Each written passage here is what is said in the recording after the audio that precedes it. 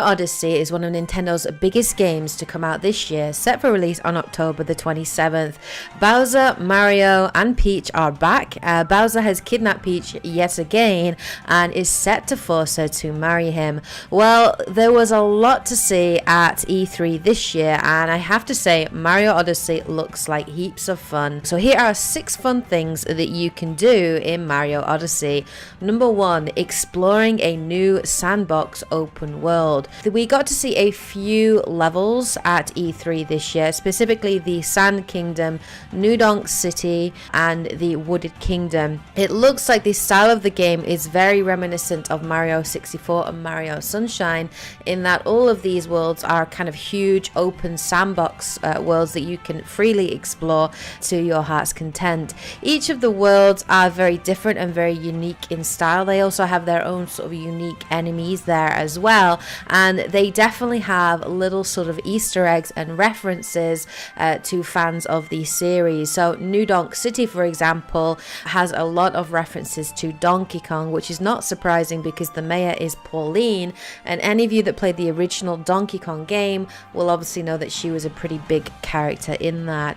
Each of these worlds are fully explorable. You'll be able to interact with the NPCs in the world as well to learn about what has happened in each world. Suffice it to say, Bowser goes to each world and he's basically using them for producing certain things that he wants in the wedding. So they're all connected to the wedding in some way, and it's Mario's goal, I assume, to discover in what way it's connected and to try to sort of put a dampener in that for Bowser. All of the worlds themselves will have a day and night cycle, and whether you played in daytime or nighttime will very much affect what kinds of enemies you come across, and also most likely the challenge. Because they are such huge maps as well, there will be a fast travel system in there which you can travel to from the main map screen. The map screen itself looks fantastic. It's designed like a travel brochure, and I really love those little elements of it. You know, you look into the map and it'll give you little tidbits of information, and I think it's really cool as well, because the worlds are so massive as well. There will be rideable mounts in the forms of, so far we've seen Jaxi, and bikes as well in New Donk City that you can ride around. Now, your major goal in each of these worlds is to collect what are known as power moons, and these are used to power your Odyssey, and you need to collect so many of them before you can sort of travel and move on to the next world. Number 2, a new ability in the form of Cappy. Now, at some point in the game, we are told that Mario loses his hat, so we don't know how that happens, but he gains a new friend and a new hat by the name of Cappy. Now, in its basic form, Cappy is a white top hat, but he can actually take the form of any hat in the world. You can actually use him. He's his own sort of character, and he will sort of give commentary to Mario, but you can actually use him in a number of really cool ways. You can use him as a ranged weapon. So you can throw him out in a direct line, in a circle or horizontally, to use him to attack and take out enemies.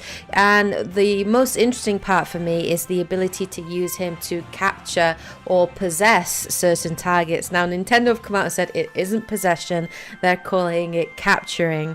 But basically you can capture different enemies in the world, and when you capture them, they have their own hat and a really cute little mustache, and you gain temporary control over them. You also gain access to all of the individual abilities that they have, and looking at it, you can capture a number of things from bullet bills to Goomba to uproots, Mo Eyes, and so on. And it looks like there is a purpose to each of these captures, so they might unlock certain levels, certain areas of the level, or you can use them in puzzle solving elements as well, and you can also use them to gain access to certain areas that might be impossible for Mario to reach by himself. But this new ability looks really interesting, and I really like it. It looks fun to use.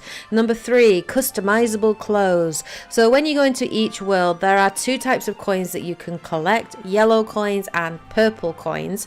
Now, the purple coins are that region's own currency, Odyssey, and you can only spend them in that region. So for the first time, coins are actually going to be spendable currency. You're going to be able to buy things with these coins, which is, I think, a first time for a Mario game. I think coins previously were just connected to sort of lives and level ups and that kind of thing. Well, with these currencies, you can buy all sorts of things to customize your own ship, your Odyssey, with bumper stickers and collectible statues and things like that. But what looks really cool for me is the ability to actually buy and purchase different costumes that you can wear around the world. Now, these costumes are not only there for looks and appearance, but they actually have a use to them as well. The clothes themselves will affect Mario's temperature in that world.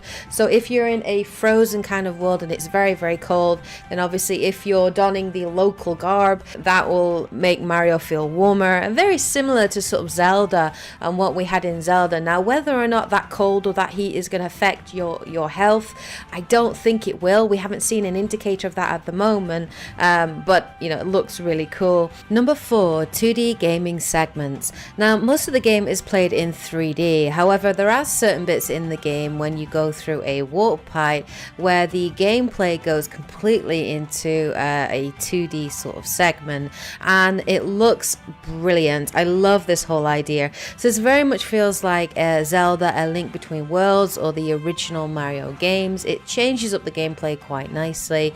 It's refreshing to see, and I love these little segments, and they seem to sort of very fluidly interact with all the 3D elements, even at some points where you know, bullet bills in 2D will suddenly turn into 3D, and the way that they act will completely change. And yeah, I think these segments are absolutely fantastic.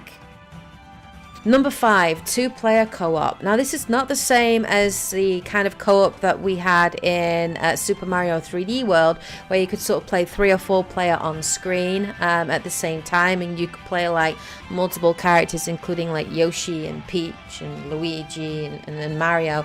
This is not the case. It is predominantly a single player experience, but you can play 2-player local co-op at home. So player 1, for example, will control the movement of Mario, and player 2 will actually control Cappy, will control the hat, and obviously will do pretty much most of the attacking. And obviously you can also jump on the hat for certain platforming elements of the game as well. So the whole idea is to work together to find unlockable areas in the map. Number 6, boss fights. So we did get to see a couple of boss fights in Mario Odyssey. We got to see the Broodals, and these are basically like rabbit type characters that are effectively evil wedding planners. So Bowser has recruited them to plan his wedding to Peach, and they're going around the different worlds and obviously, you know, getting flowers from one world and you know, a cake from another world and so on. Well, we did get to see a fight between Mario and one of the Broodals called Harriet, and the boss fights look fun, but it looks like with each world we're probably going to have some kind of fight with each of the Broodals there. I'm sure each of them will be a boss in their own respect, but apart from the Broodals, there are other bosses in the world as well. So we did also get to see a boss fight at night time at New Donk City with a Mecha Wiggler, and Mario's ability to capture a tank as part of that was really key, and that fight looked fun and exciting. So I love seeing that boss fights are back in Mario, and I think there'll be a lot of fun to play.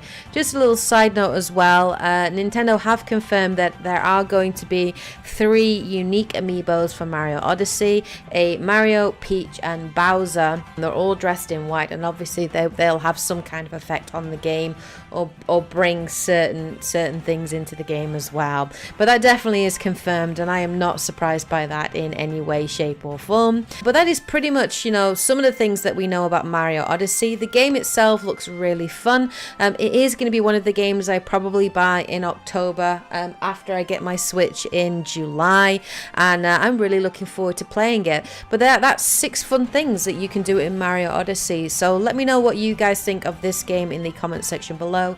Do you own a Switch? Are you thinking of buying a Switch? Are you interested in Mario Odyssey? And what do you think about some of the changes and new additions to the game as well?